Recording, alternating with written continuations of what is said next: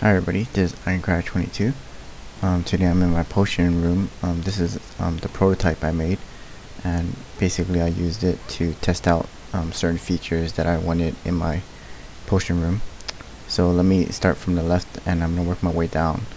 Right here is my power switch.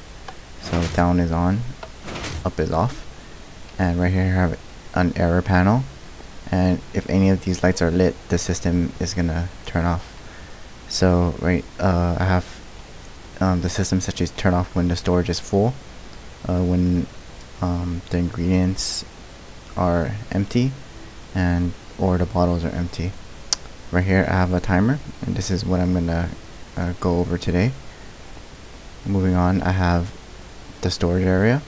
Right now they are empty. This is my refill station where I'm going to toss my ingredients, and it's going to go through a sorter to refill the items.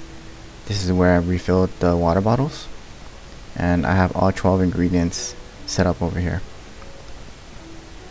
So right now I have netherwort and glistening melon selected, and that's going to make a health potion. But actually today I want to demonstrate just a timer, so I'm just gonna have netherwort selected and I'm gonna make some awkward potions. So right now this is the brewing stand, and I'm out of water bottles as the light indicates, and as the pistons are extended, that also indicates that I'm out of water bottles, as well as these lights being turned off. So to refill it, I'm just gonna go over here. I need to turn on game mode to 0 first, and I'm going to go ahead and toss the bottles in.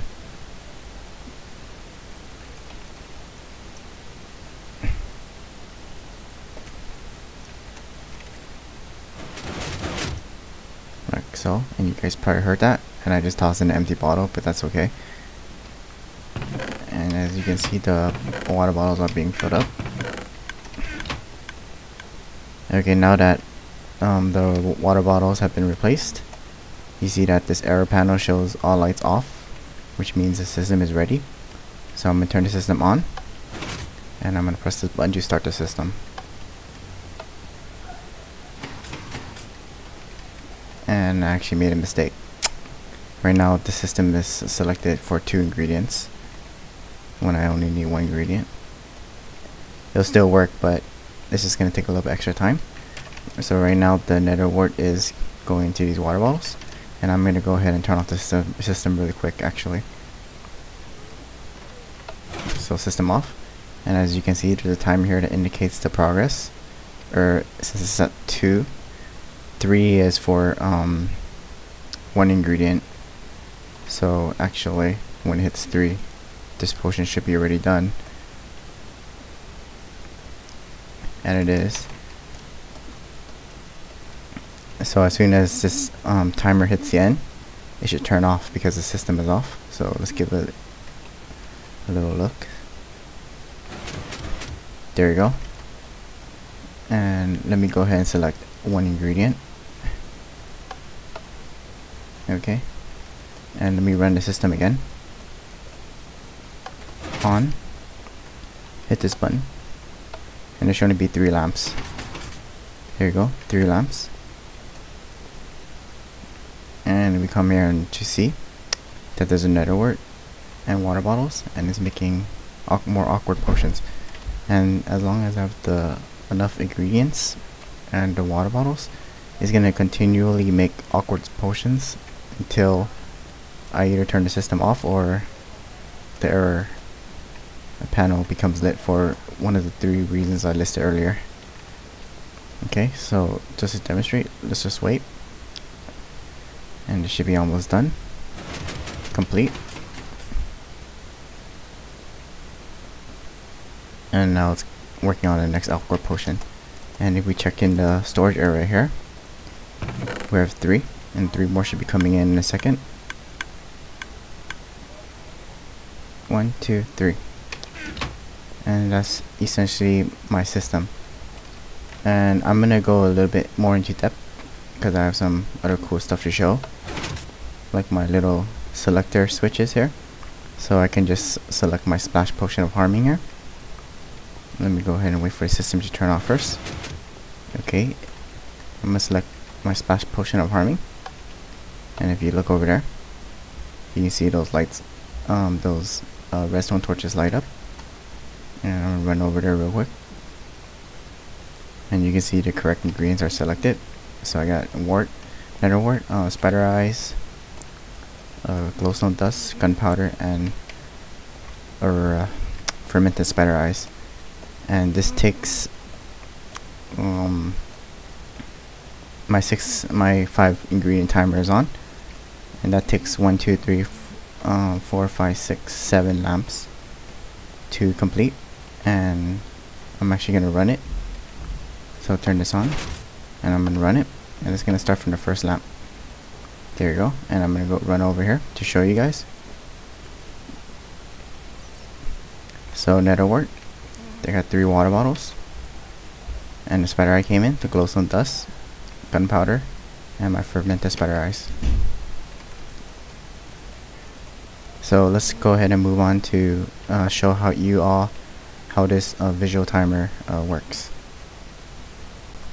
Okay, you just saw my potion room and some of the different elements with my timer, like selecting a different time and having pistons extend to only show 3 lamps, etc. There's a lot of different things going on, but today I just want to show you the difference between some of the timers that I've seen already versus my timer. So let me go ahead and turn it on. Both timers are on, and the difference is that when this timer reaches the end, it's gonna start going backwards. So this is gonna light, and this is gonna turn off. This is still lit, it's gonna turn off, and this is lit, it's gonna turn off and back on, versus the one on the right, which is gonna reset back to 1. And just give me a second here, bear with me. Any second now. Give me a hand here. There we go. So as you can see, this is back at 1, while this is just slowly going back down. This is just a forewarning. I should have mentioned this earlier, but you kind of have to have a basic redstone knowledge to hopefully understand what's going on.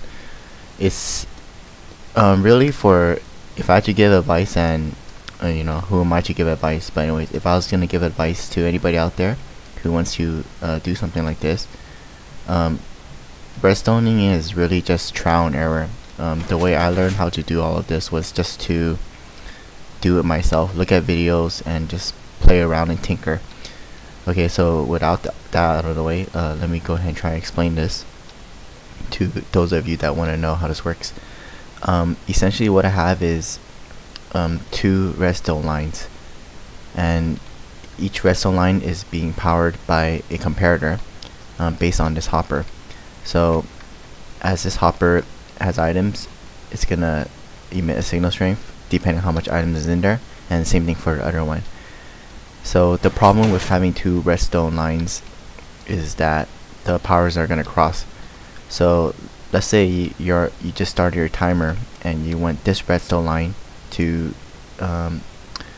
power the lamps to give you accurate timing, but what's gonna happen is if this redstone line is also powered, it's gonna emit a signal strength, and it's gonna power a lamp that you don't want to be powered. So all I did was hook both redstone lines up to R store latch, and it's gonna swap the state based on the line that's powered. So if you notice, when this line was powered, when it reached the end, this these pistons retracted, so that this redstone line no longer sends power to the lamp. This redstone line, however, is able to send power to the lamp because these pistons are extended. And for those of you that know, a repeater powering a block will send power through it. So that's basically the idea. For a really quick brief, if I had to say it in a couple sentences, as long as this redstone line is powered, you don't sending power to the lamp you don't want this redstone line to send power to the lamp. Is essentially the whole concept of this system. So this uses pistons, and this was what I first came up with, and it works fairly well. But after I got a little bit better and understanding of how I could do it, I was able to just set it with just redstone torches. So this follows the same idea. There's RSR latch, and it basically swaps the states depending on which redstone line is being powered. So when this timer is on and you want this redstone line to send power to the lamp, this redstone line is off, which prevents power being sent to the lamps. And really, again, you just have to kind of play with yourself, look around. What I'm gonna make available is a world download for this little timer, and I was gonna explain how you can set it up to work with your brewing stand to automatically brew potions, but I'm actually gonna go through that another day because this was quite a mouthful. So yeah, I'm gonna put a link to my download of this world below, so just check it out and kind of see for yourself how this works. Okay, right now we're back in my potion room, and this has a lot of the elements I already want in my potion room, but I've been working on something new, and it's gonna be whenever I select an item, it's gonna understand how many items have been selected, and it's gonna automatically set the correct timer. Right now I have to manually set the timer, or if I use one of these selectors, it automatically selects the correct time for me. So let's say I'm just gonna do 5, and let's just say I wanted to make a potion of healing. That's 2 items, nether wart and glistening melon. Selects it, nether wart and glistening melon. So I just want to show you guys something really quick, and that's the epicness of the wiring. So let me go and break this and let me show you the wiring. All of this just for the features in my potion room, and this is just for the selector panel. You move down here, all of this is for my timing system, and that's why I can only show you one thing today. But this is quite, in my opinion, quite epic, and all of this is just for the little bit of feature of selecting my timer, how long I want it to be. So yeah, that's all I wanted to show you guys, and I hope you guys stay tuned, and I'm gonna try to check out more videos, and I'll see y'all next time.